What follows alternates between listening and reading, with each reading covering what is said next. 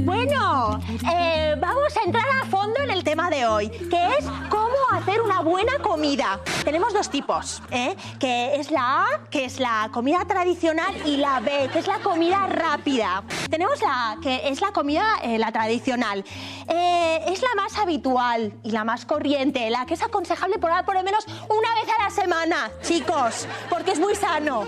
También es la más apetecible, pero es la que te tiras más tiempo haciéndola. Es importante contar pues con una buena materia prima. Al cabo de un ratito, pues cuando aquello ya está en plena ebullición, pues hay que metérselo en la boca, pues para comprobar si eso ya está en su puntito. Pero cuidado, porque no es tan fácil, porque si está muy caliente, pues te puede salpicar. Este tipo de comida, pues le deja a uno completamente saciado, exhausto y satisfecho. Es tan rica y nutritiva, pues que al terminar lo único que te apetece es fumarte un cigarrillo y ponerte a dormir. ¿Vale? ¿De acuerdo? Queda claro, ¿no? La B.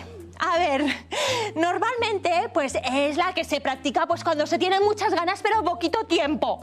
Es la de aquí te pillo, aquí te mato. Suele ser de peor calidad y pues menos elaborada. Si lo que buscas es saciarte rápidamente, pues puede ser una buena solución.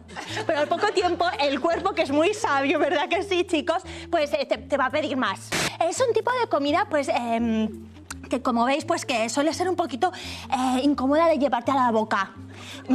Te puedes pringar muy fácilmente y si no vas con cuidado, pues acabas con todo chorreando.